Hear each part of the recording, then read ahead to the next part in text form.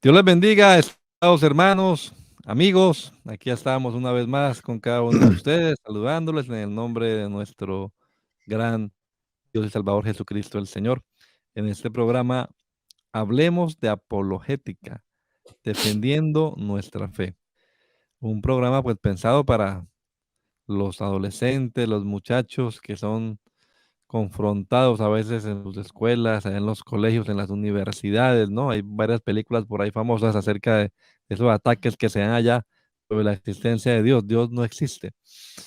Pero Dios ha muerto, es una película, ¿no? Creo que así es el título de la película. Pero no solamente para los jóvenes, también para los padres de familia, que a veces los jóvenes llegan con buenas intenciones a preguntarle, papá, esto me dijeron, esto me preguntaron, ¿qué decimos? ¿Y cómo vamos a contestar nosotros?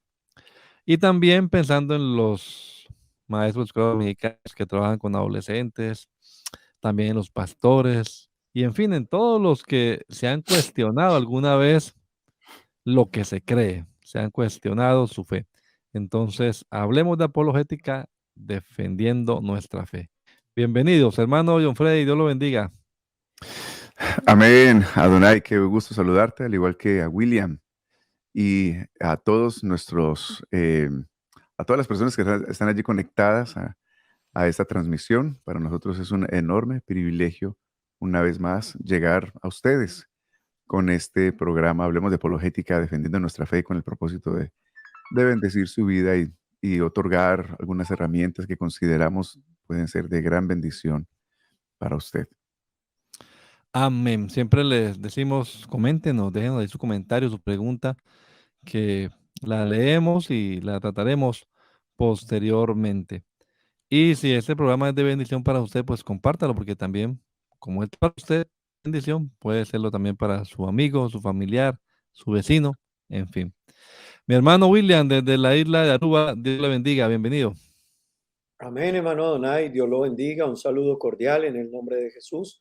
Igualmente para Freddy, un saludo cordial para Tomás, para toda nuestra amable audiencia.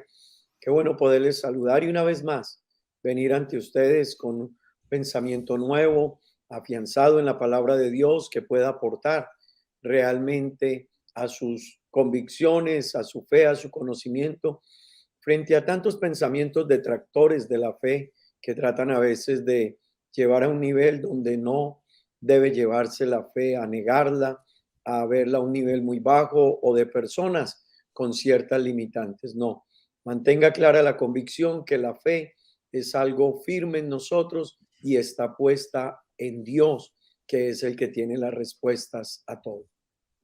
Amén. Amén. El hermano Thomas Harron también, un saludo para él. Él les envía saludos, estimados hermanos. Está en unas merecidas vacaciones, está bien, gracias a Dios.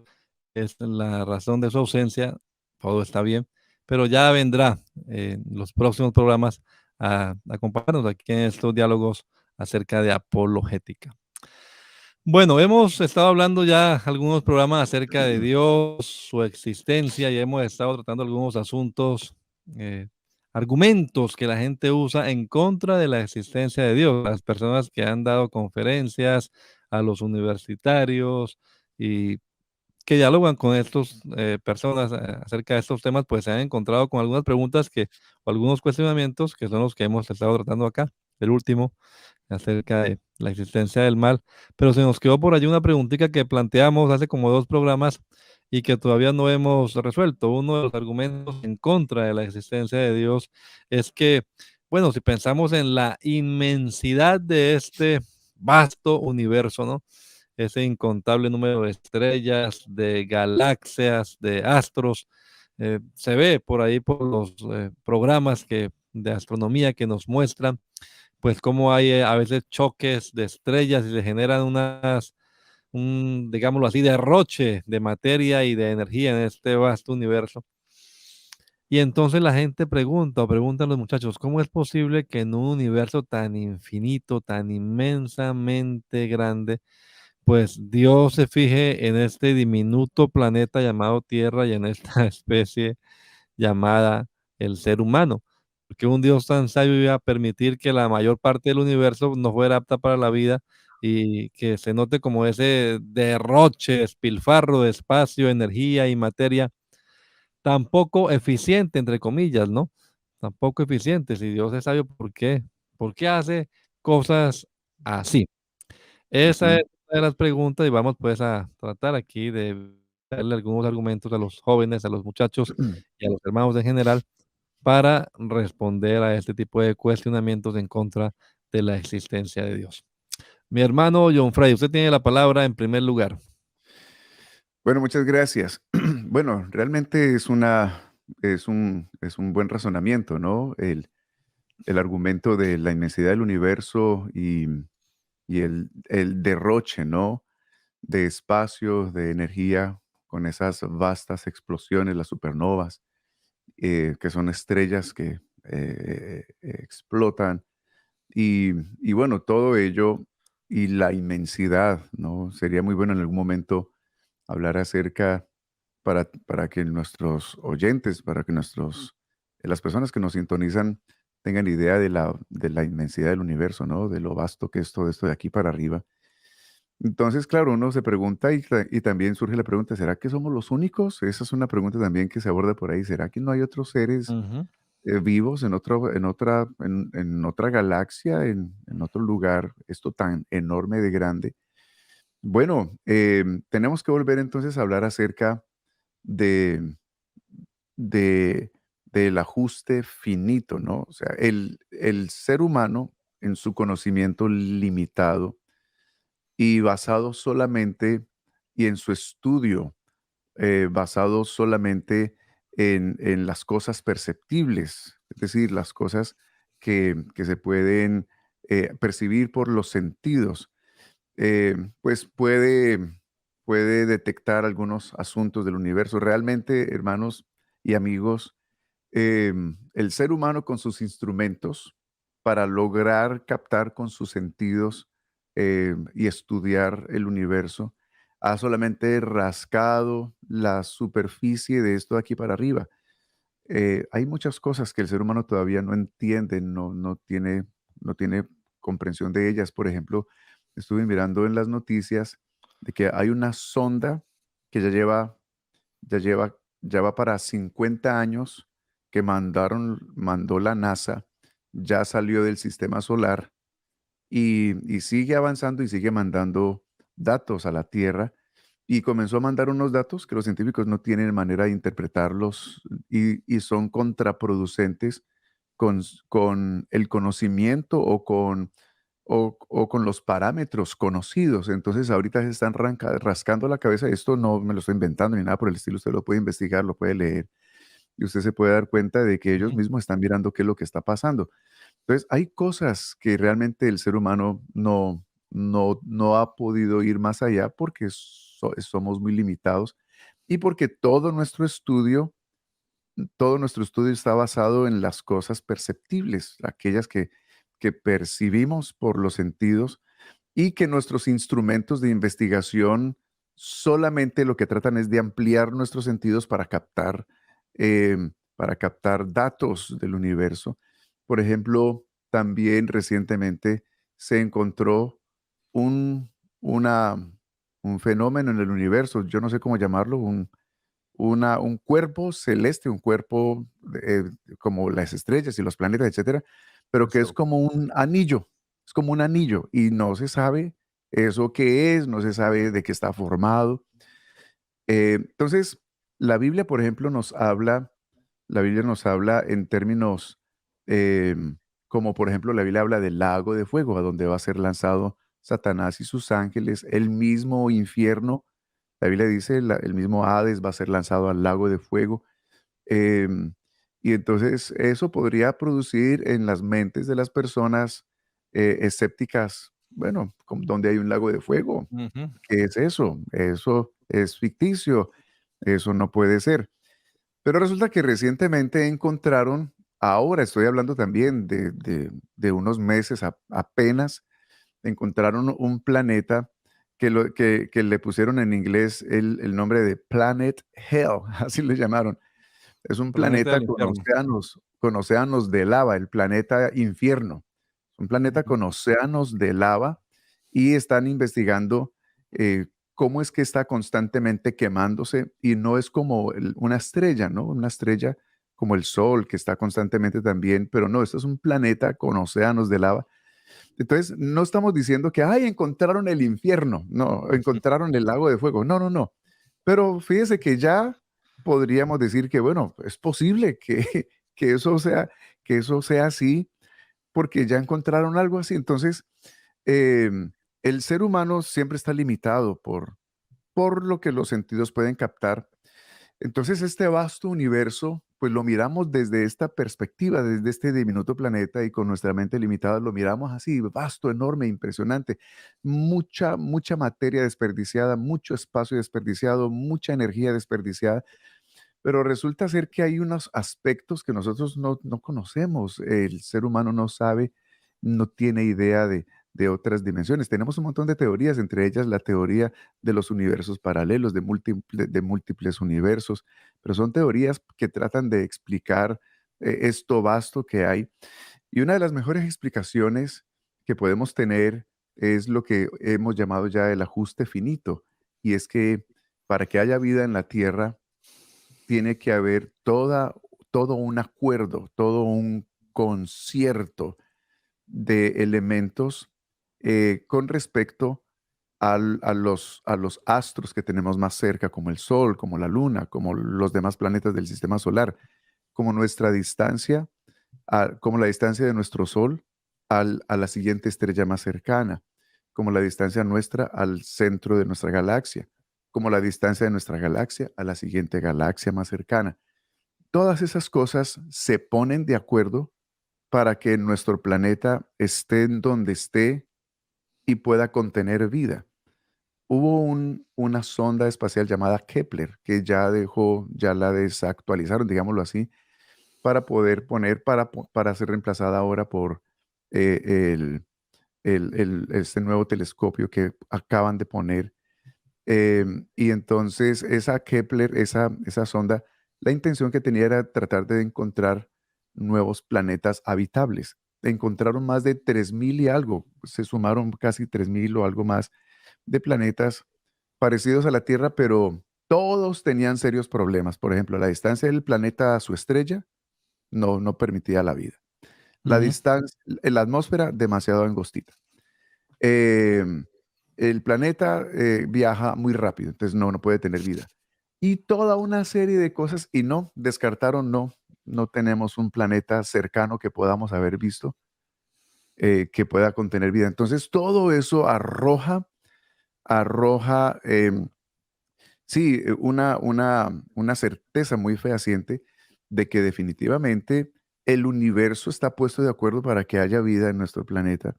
Y todos esos fenómenos, todas esas cosas que suceden, que podrían ser derroche de energía y todo lo demás, realmente son cosas que en la mente de Dios y que en su propósito eterno, en su presencia, en su conocimiento y todo lo demás, son parte de lo que tiene que suceder para que la vida se conserve.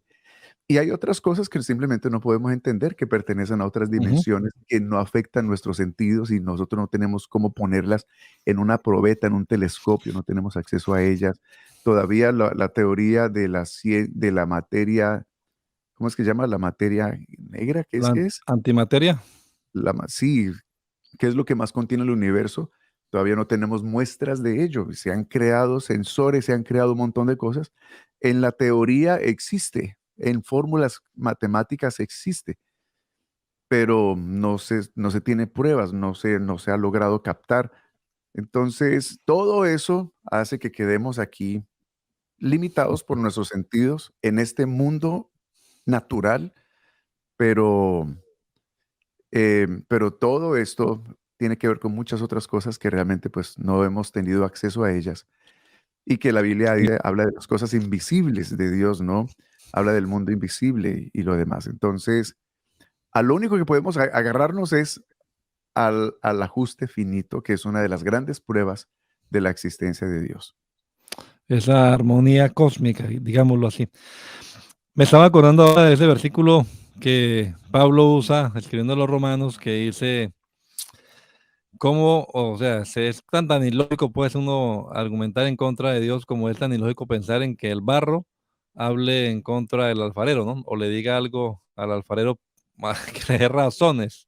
Eso del Ujú. derroche de energía y del derroche del espacio, el tiempo, eso es desde nuestra perspectiva humana y limitada, pero desde la perspectiva divina es como pensar en una persona, pues, que no tenga ningún recurso económico y que nada más que adquiera de pronto lo del diario vivir, pensar en comprarse un carro último modelo, carro de lujo.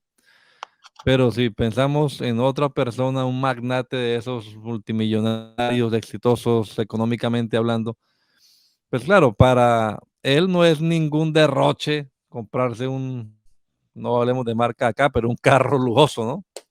Mientras que el Ajá. otro lo verá y dice, qué derroche de dinero, pero es derroche, pero para él desde su perspectiva limitada y finita que no tiene cómo comprar una moto, una motocicleta. Pero el otro que tiene, pues, para él no es ningún derroche. Es como cuando alguien gasta por ahí un refresco y algo así. Como con esa perspectiva podemos analizar también ese argumento, ¿no?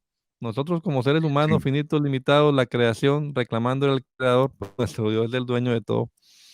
Entonces, desde nuestra perspectiva, no es la misma eh, de la que Dios nos está viendo, es otra perspectiva distinta. Y más bien, sí, como dice el hermano John Freddy, esto se convierte en una prueba de la existencia de Dios, esa armonía, ese ajuste finito que permite que personas como usted y yo, querido hermano, estemos con vida aquí en esta hora. Bien, pues antes de avanzar un poquito en este tema de la deidad, en este tema de Dios, queremos como tocar un poquito, yo diría que como un apéndice del tema anterior, y es el caso del sufrimiento. Vea que ahora mismo hay una hermana que está padeciendo en una clínica allá en Bucaramanga porque le dio un derrame cerebral y bueno, se le ha ido complicando la Mm. cosa, ¿no? Entonces siempre se preguntan, ¿no? ¿Por qué sufren, entre comillas, cosas malas la gente buena? ¿Por qué a los buenos les ocurren accidentes? ¿Por qué los buenos sufren? Y creo que de eso sí nos habla bastante la palabra de Dios para argumentar, digamos, con suficiente base bíblica acerca del tema del sufrimiento, que es, yo diría un apéndice, ¿no? No es el mismo tema del mal de la vez pasada, pero está un poquito relacionado con eso. Hermano William, le escuchamos. Bueno, Adonai y Freddy, interesante el planteamiento, la pregunta que se nos hacía hace un momento y que Freddy de manera clara estaba explicando y dando a entender. Realmente frente a ella tendríamos que decir que el ser humano desconoce la grandeza de la magnitud y el pensamiento y el obrar de Dios y más bien de manera ingenua ha tratado de cuestionar al Creador. Es como decirle el reloj a quien lo crea, ¿por qué me hiciste?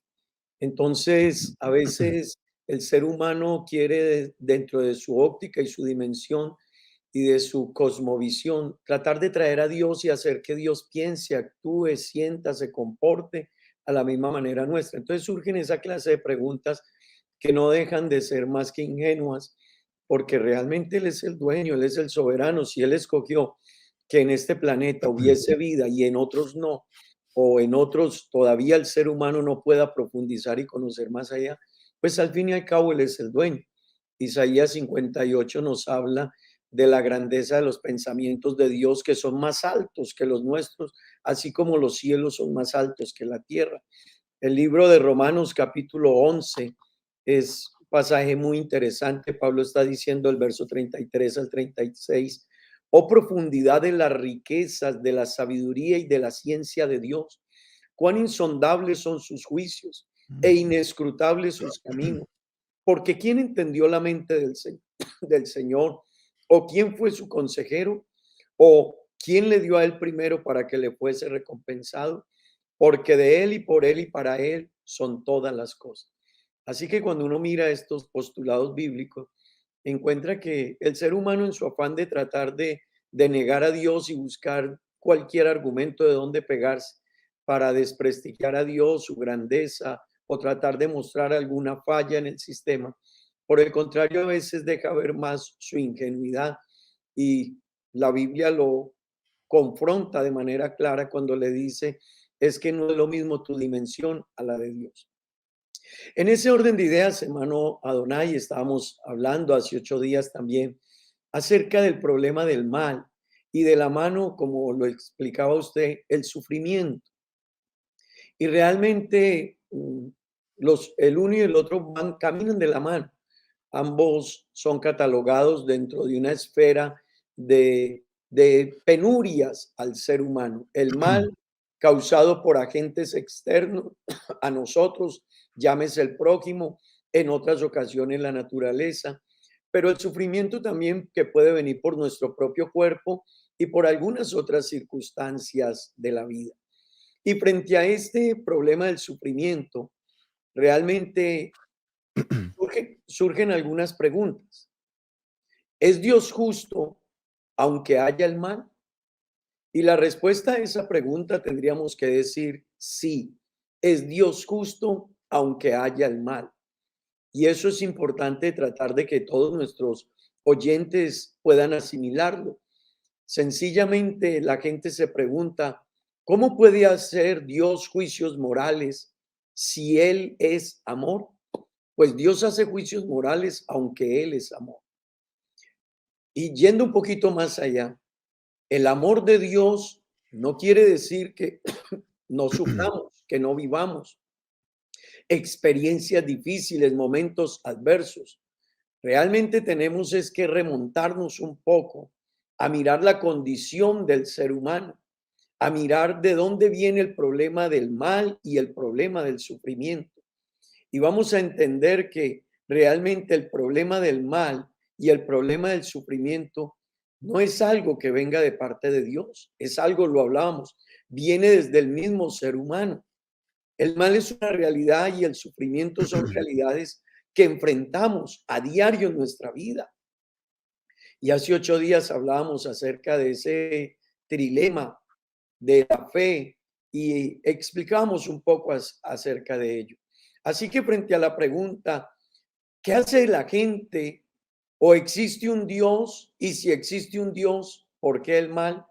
Tendríamos que decir que esto nos invita a tomar una posición muy seria como cristianos, como defensores de la fe, como conocedores del Evangelio, para dar una respuesta, diría yo, más sólida y más cristiana a esta necesidad. Y quiero partir de algo, tenemos que combinar tanto la cabeza como el corazón, la sabiduría como la emoción para dar respuesta a una situación de ellas. Y déjeme, entro un poquito en ello. En el huerto del Edén, cuando nosotros miramos lo que sucedió en el huerto del Edén, hay una serie de eventos interesantes allí cuando el hombre decide pecar e introducirse en el proceso de la desobediencia. Así que él pasa o vive un proceso decadente. Y déjeme mencionárselo así, cuando el hombre peca, empieza un proceso decadente a partir de ese suceso. El proceso es el siguiente. De la tentación, el ser humano pasó a la duda. De la duda, el ser humano pasó a la desobediencia. De la desobediencia, el ser humano pasó a la vergüenza. De la vergüenza, el ser humano pasó a esconderse. Y de esconderse, el ser humano pasó a acusarse el uno y el otro. Es culpa de Eva. Eva empezó a culpar a la serpiente. Pero después de acusarse, vino la consecuencia. Llegamos al sufrimiento. Así que cuando nos remontamos a ella, vamos a entender que el mal y el sufrimiento realmente tienen una causa y fue todo lo que sucedió allá en el huerto del Edén con la primera pareja cuando ellos permitieron en su libertad que fue dada por Dios que el mal tomase o fuese el fin último de su decisión. Y déjeme decirle, el problema del mal realmente tiene una respuesta y debemos de darle una respuesta muy sincera a todo esto que existe. A un hombre llamado Chesterton le preguntaron un día en una entrevista, hey, explícanos algo, Chesterton, ¿cuál es el problema del mundo? Y cuando le hicieron la pregunta, ¿cuál era el problema del mundo? Él categóricamente firmó el documento y dijo, el problema del mundo soy yo. Así que, estimado oyente, el problema del ser humano, en el problema del mal y el sufrimiento, realmente tenemos, al mirarlo en su origen, tenemos que concluir lo que dijo Chesterton. El problema soy yo, el problema es el ser humano. Y miremos algo en este espacio. Realmente el ser humano desobedeció a Dios, pero entrémonos a mirar un poco la actitud de Dios frente a esa desobediencia del ser humano. Porque la gente dice, ¿y dónde está Dios? Como la pregunta anterior que se planteaba Fred, ¿y dónde está Dios? En un momento de sufrimiento, en un momento de dolor. Pues Dios está ahí tan cerca del ser humano y tan cerca de nosotros. Y déjeme, yo se lo explico. Una vez que el hombre pecó, una vez que Adán y Eva fallaron ante Dios, la actitud de Dios desde el comienzo fue acercarse a ellos, fue tras ellos. Ellos decidieron colocar a Dios a un lado, pero Dios al acercarse a ellos, la primera pregunta, Adán, Adán, ¿dónde estás tú? Así que Dios procede a buscarlo. Dios procede a darle una oportunidad frente al acto de desobediencia del ser humano. Cuando Adán le pone nombre a Eva, es interesante que Adán le dice, la llama Eva. Y quisiera traer un dato interesante a todos nuestros oyentes para ceder el espacio a Adonai y después continuar con este diálogo. Pero quisiera dejarles un punto interesante. Cuando Adán llama a Eva, le coloca este nombre Eva. El nombre Eva es un nombre de alto honor. Se traduce más o menos aliento de vida. Quiere decir que en ese momento del fracaso, Adán decide ponerle a Eva ese nombre, aliento de vida, teniendo una conexión con que Dios le dio a él aliento de vida. Y déjeme decirle algo, el nombre de Eva tiene una grafía muy similar con el nombre de Yahvé, con el nombre que es conocido el Señor en el Antiguo Testamento. Explicado como en el idioma nuestro más fácil de entender, en nuestro castellano más sencillo, es como si una madre le pusiese a su hija Ana, pero la madre se llama Juana. Quiere decir que ambos nombres tienen la misma terminación, pues el nombre Ana en sus originales y el nombre Yahvé tienen la misma terminación. La pregunta que nos surge es, ¿por qué se acaba de caer el ser humano y ha hecho un daño tan grande? ¿Por qué Dios permite que Ana se llame, a Eva se le ponga, perdón, ese nombre cuando en la cultura antigua, frente a una tragedia de esas, le habían aplicado todo el peso de la ley y del castigo? Pero por el contrario, Dios empieza a mostrar desde ese momento su misericordia al sufrimiento y al problema del mal. Definitivamente no podemos negar, ¿verdad? Ya como taparnos los ojos, pues, como dicen algunos, o querer tapar el sol con una mano, ¿no? Negar la existencia del sufrimiento, el dolor, el padecimiento, pero tampoco podemos negar, y eso también es bien absurdo, como tratar de tapar el sol con una mano, la existencia de la bondad de Dios, de la misericordia de Dios, de la compasión, de la gracia, de la ternura, que también son evidentes, ¿no? Y si es cierto que hay muestras de esos dolores, de esos accidentes, de todo, más son las muestras de los milagros, de las gracias, que a propósito también los milagros son una de las pruebas de que Dios existe, ¿no? Porque son reales los milagros, hemos sido testigos personalmente, seguramente ustedes también, no solamente los hemos visto, sino que los hemos experimentado en nuestra propia vida, que cómo puede sin la ausencia, sin la existencia de Dios, es decir, en ausencia de Dios, ocurrir un milagro como esos, romperse las leyes naturales, ¿no? Que están rigiendo este universo para beneficio del ser humano. Entonces, más bien, estimados hermanos y amigos, yo creo que frente al dolor, frente al padecimiento que a todos nos llega de una o de otra manera, lo que tenemos que hacer es reaccionar de la manera apropiada, ¿no? William nos está hablando acá de la reacción de Adán y Eva en esos momentos iniciales. Y hoy en día uno puede tomar dos alternativas, pienso yo. O usted comienza a renegar en contra de Dios y a irse con argumentos y con filosofías vanas en contra de la bondad, de la misericordia, la gracia de Dios, o refugiarse en Él. Y le recomendamos la segunda opción, por supuesto, porque en esa segunda opción encontramos perdón, encontramos sanidad, encontramos bondad.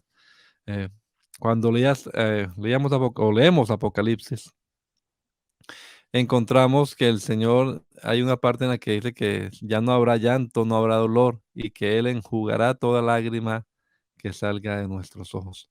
O sea, esto es temporal.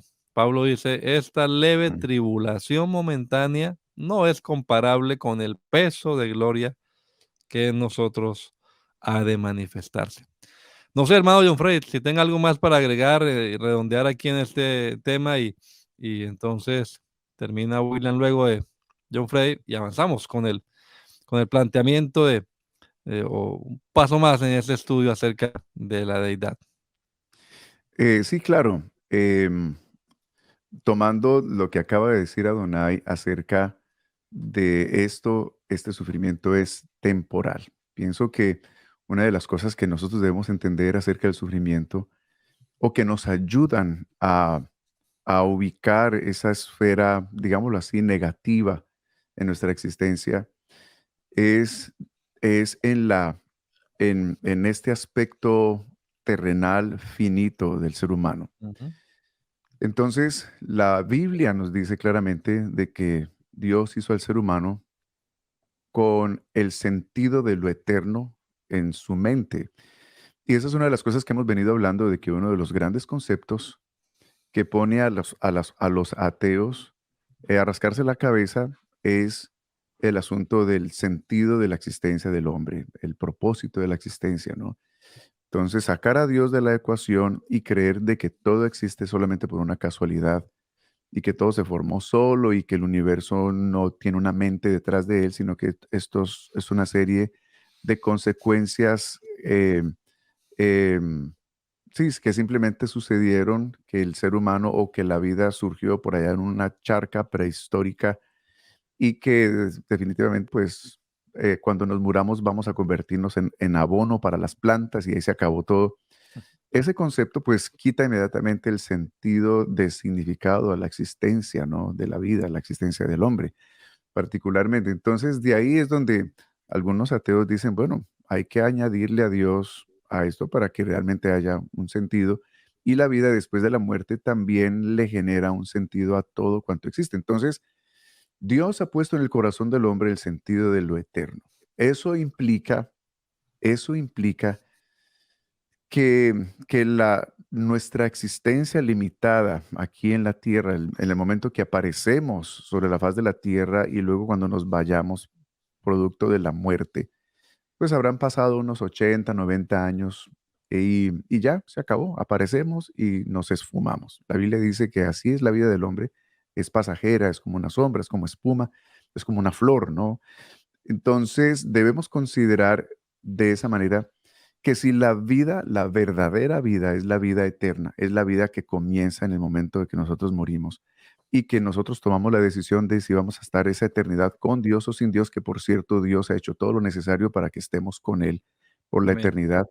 Entonces, eso significa que esta vida, este pedacito aquí, estos 80 años, 90, 100, en comparación con trillones y trillones y trillones y lo infinito que viene después, que es la verdadera vida, eso significa que este segmento es preparación para la eternidad. Ujú. Solamente estamos preparándonos para la eternidad. Entonces, dentro de la perspectiva bíblica, podemos entender de que Dios permite todo tipo de eventos en esta vida con el propósito de perfeccionar nuestro carácter. Hay un dicho por ahí popular que dice, no se, una, no se talla una escultura con pétalos de rosa. No, se necesita cincel y martillo y se necesita herramientas pesadas para ir dándole forma a esa roca que estaba pues deforme y que con base en la mente del escultor ya comenzó a tener una forma y que se toma tiempo.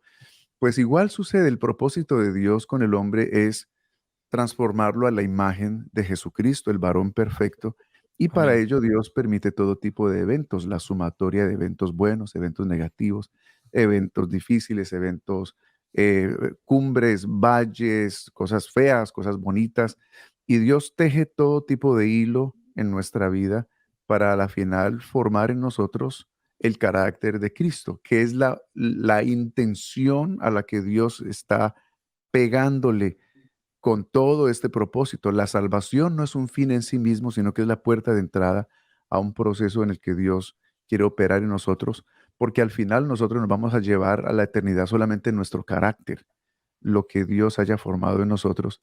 Y yo siempre digo esto y no es muy agradable escucharlo, pero es la realidad.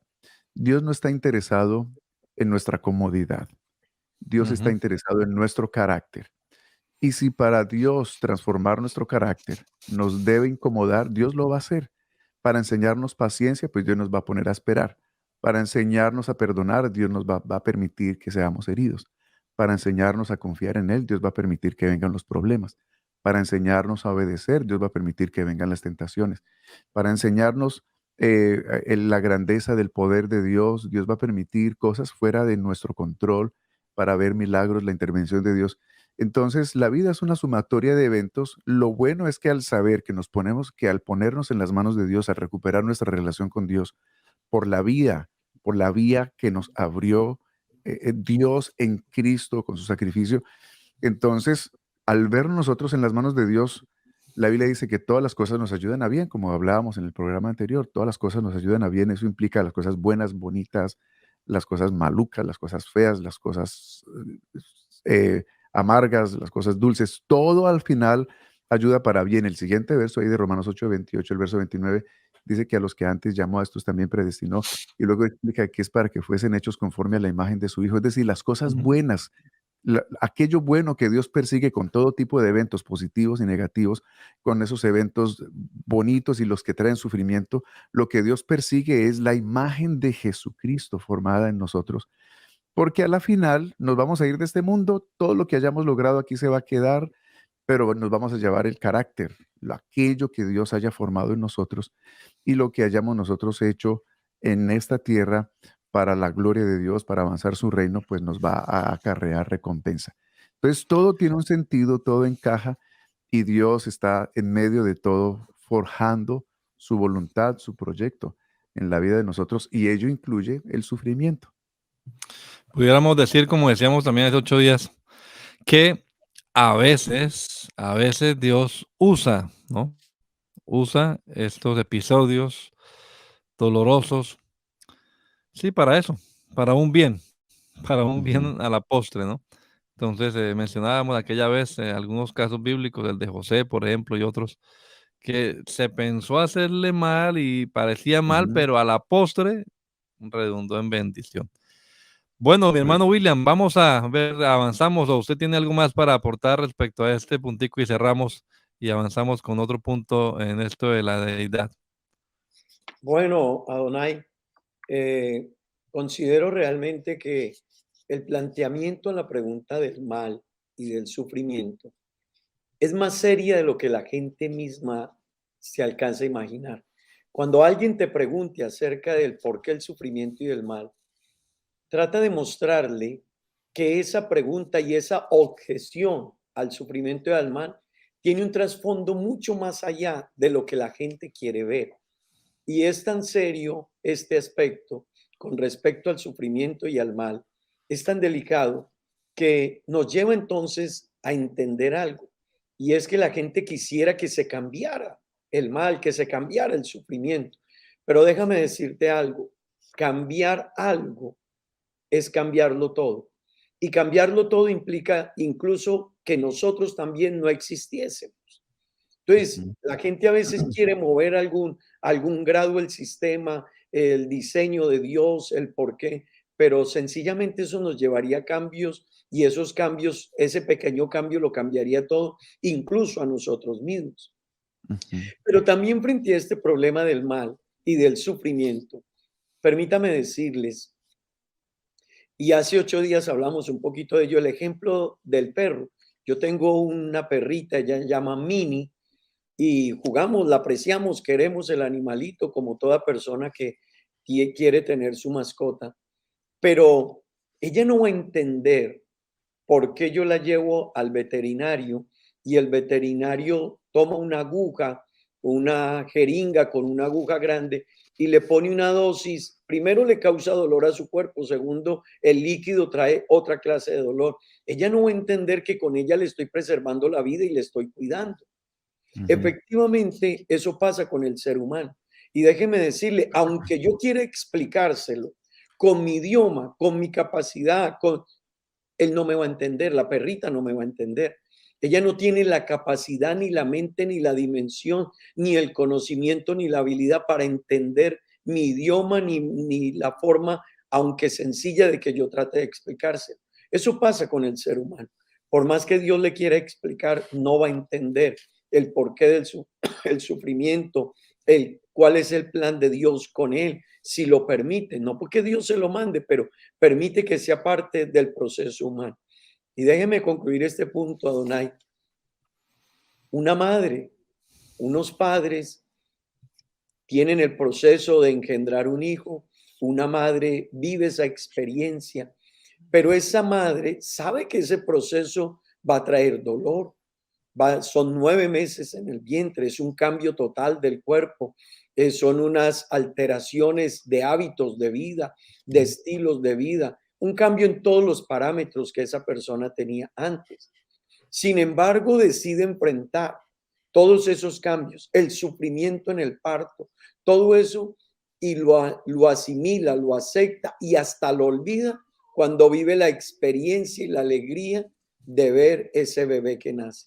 En Ujú. conclusión, a veces no entendemos el plano y el diseño de Dios, pero no olvides, Él es el grande y el soberano y tiene planes Ujú. muy perfectos, aún en medio de nuestro dolor, nuestras experiencias difíciles y el mal que afrontamos.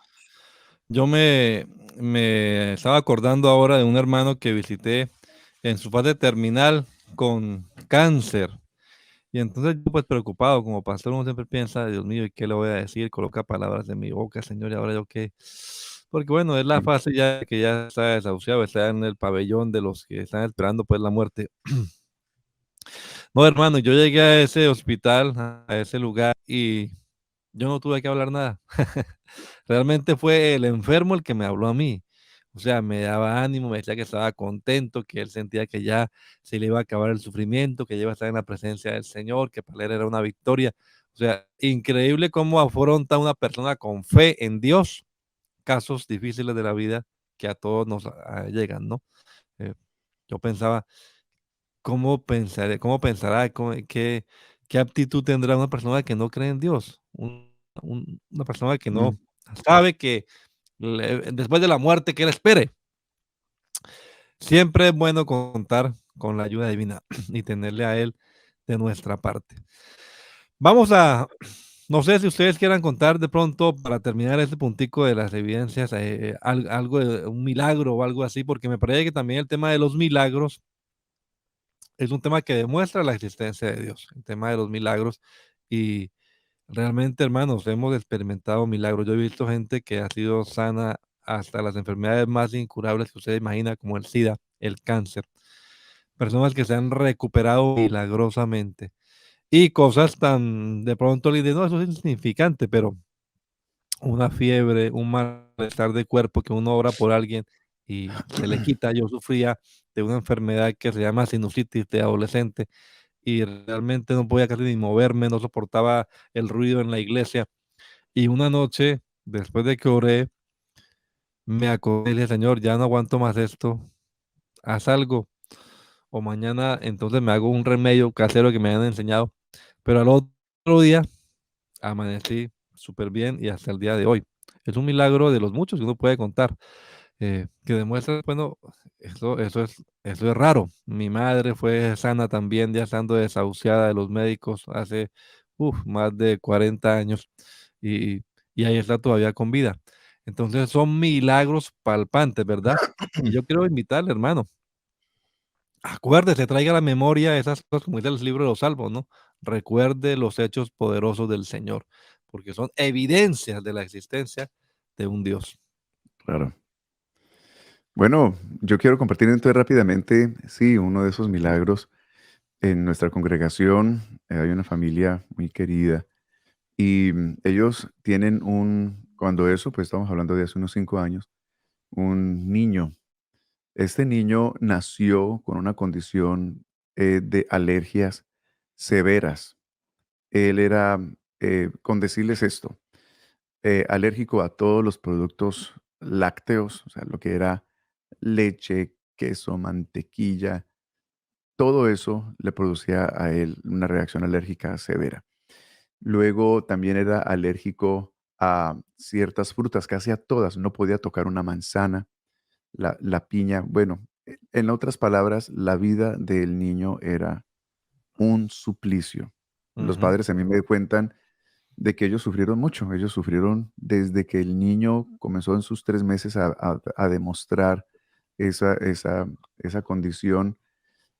Era todo un dilema darle de comer. El niño, cuando ustedes lo veían, él era flaquito, era, sí, pues producto de esa alimentación limitada. Cuando yo lo conocí, cuando yo conocí a esa familia, el niño ya tenía aproximadamente unos 7 años, tal vez 7 años. Y entonces, él siempre pues corría por ahí, pero cuando los invitaban a la fiesta del cumpleaños de algún niño, él no podía comer pastel, no podía comer pizza, no podía, nada de eso, no podía. O ujú. sea, no era vida para el muchachito, él siempre era para arrinconado, porque todo eso le producía a él unas reacciones alérgicas que los mandaban al hospital. El papá mantenía con esa inyección que le tiene que clavar en una piernita para evitar que se le cerrara aquí en La la traigo. garganta y eso. Entonces, una condición bien difícil. La mamá me testificaba, me decía, pastor, en ocasiones yo le dije al Señor, Señor, si tienes que llevarte a nuestro hijo, hazlo, pero verlo sufrir así y a cada rato ellos pensando que se habrá comido. En la escuela le tocaba a la mamá eh, ir.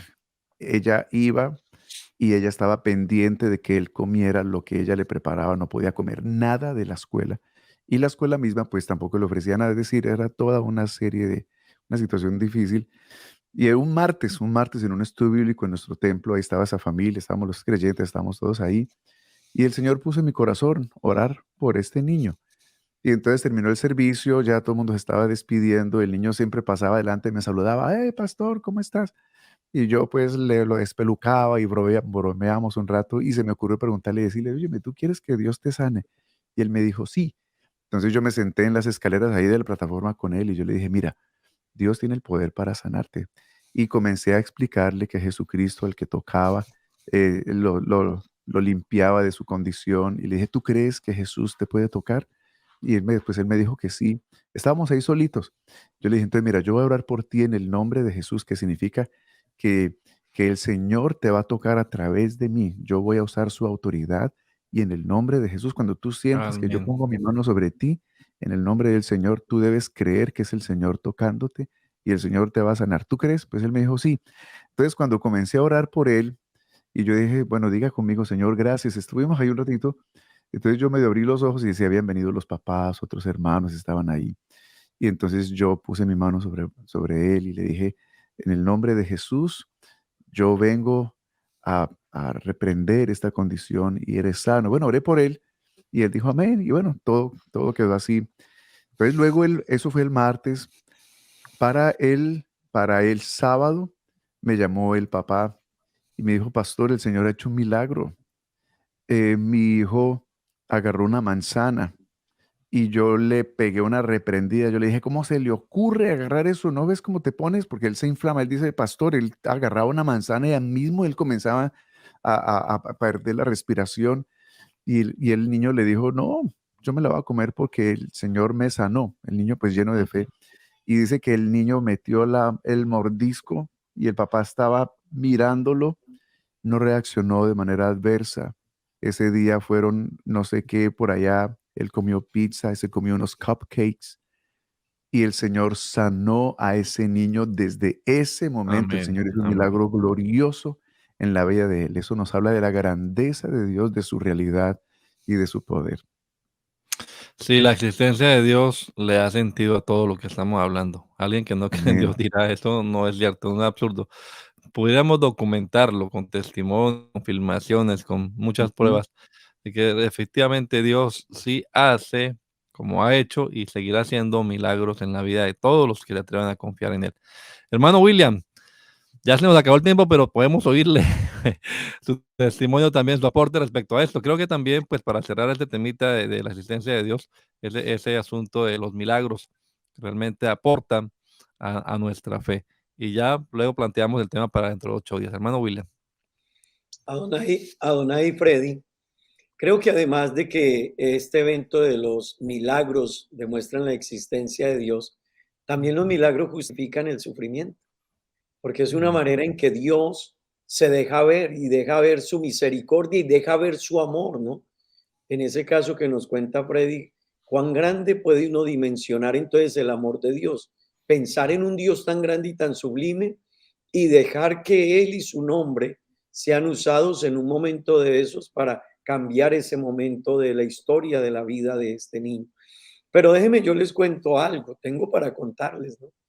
Cuando yo tenía 16 años, viviendo en la ciudad de Manizales, me dio una apendicitis. Mis padres no mm, estaban cerca, estaban de vacaciones, por lo tanto estaba solo en compañía de mi hermano, dos muchachos. Entonces me empezó el dolor del apéndice, pero como no mm, sabía, apenas tenía mis 16 años, traté de resistirlo y yo lo resistí por 3 días, por desconocimiento. Cuando llegó mi madre, entonces le dije que yo me sentía indispuesto. Entonces ella ya me dijo cuánto lleva, yo le expliqué. Entonces decidieron llevarme al médico. El médico me atendió, pero en aquel entonces el procedimiento que hizo quizás no era el más adecuado. Me mandó un medicamento y resulta que ese medicamento hizo un efecto adverso, hizo que mi apéndice se reventase dentro de mí. Entonces caí al suelo y el dolor fue mucho más intenso. Inmediatamente me llevan al hospital y en el hospital, perdón, entonces rápido el diagnóstico tiene una apendicitis, pero la sorpresa de ellos cuando proceden a hacer la cirugía es que la apendicitis ya era peritonitis porque se había Mm, reventado el apéndice adentro. Pero como se había reventado y había durado todo ese tiempo con ese dolor, entonces los médicos hicieron el proceso de limpieza. Todo. A los 8 días seguía igual. Intentaron darme una agua aromática, la bebí, inmediatamente mi organismo se infló totalmente, corrieron a ponerme sondas porque había que expulsar esos líquidos. Entonces el médico dijo, hay que volver a operar mañana. Eso me causó mucho dolor otra vez. Yo llevaba ya una cirugía, a 8 días iba a la segunda y dijo el médico delante de mí, su estado es delicado. Entonces mm, me operaron y cuando viene el segundo momento de la operación, entonces los médicos llaman a mis padres y le dicen, vénganse después de la segunda cirugía porque él está mal. Todos sus mm, órganos adentro quedaron comprometidos. Los raspamos, los limpiamos, pero están comprometidos. Entonces ellos dijeron, le quedan 3 días de vida. mm. Efectivamente pasaron los 3 días y la última noche yo estaba en un estado muy delicado.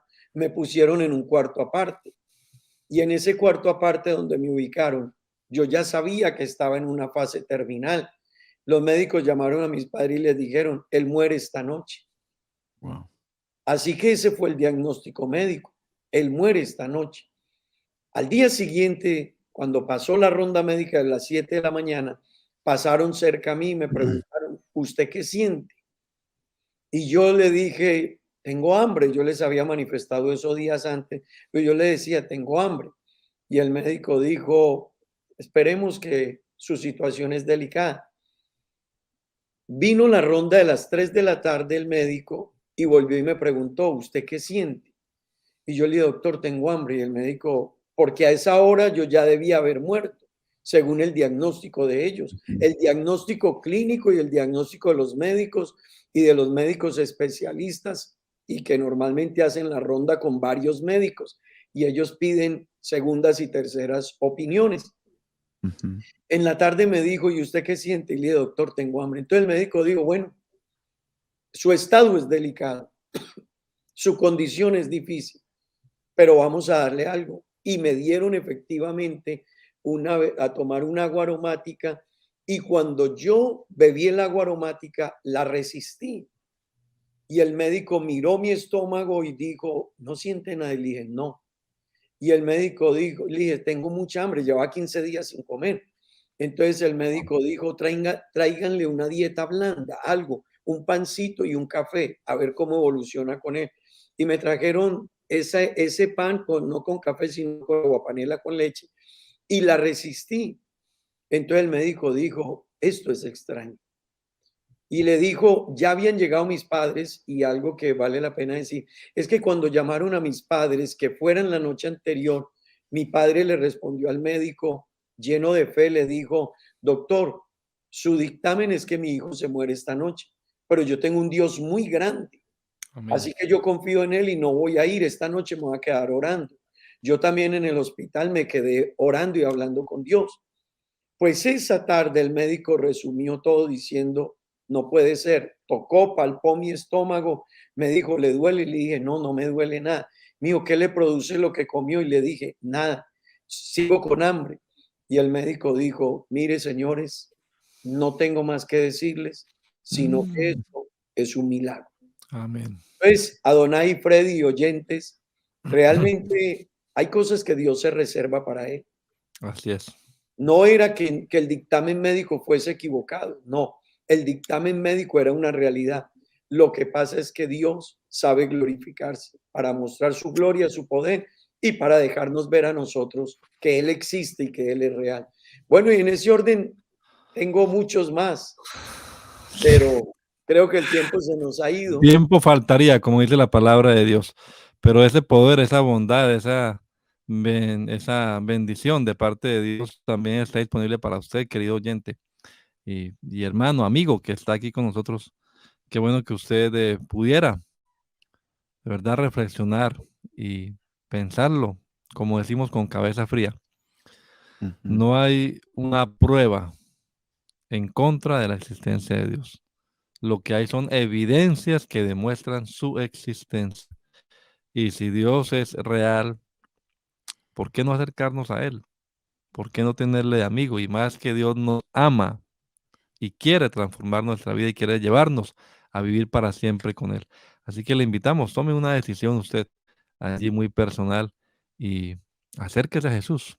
Entréguele su vida a Él y permita que Él transforme su vida como lo ha hecho con millones, millones de personas en el mundo entero y a lo largo de la historia. Usted también puede ser mañana un testimonio viviente del poder transformador de nuestro Señor Jesucristo. Vamos a dejar planteado hasta acá ya, pero dejar planteado el tema para la otra semana y le invitamos, acompáñenos aquí en Hablemos de Apologética, defendiendo nuestra fe. Bueno, y si es real la existencia de Dios, entonces, ¿cuántos dioses pueden existir? ¿Será que hay muchos dioses, como algunos que piensan que hay millones de Ujú. dioses o miles, o hay un consenso de dioses? ¿O de cuántos dioses podemos hablar? Entonces, será el tema con el que empezaremos ya dentro de 8 días y después miraremos cómo es Dios. Y aquí vamos en hablando de apologética. Mis amados hermanos y amigos, bendiciones para todos en el nombre del Señor Jesucristo.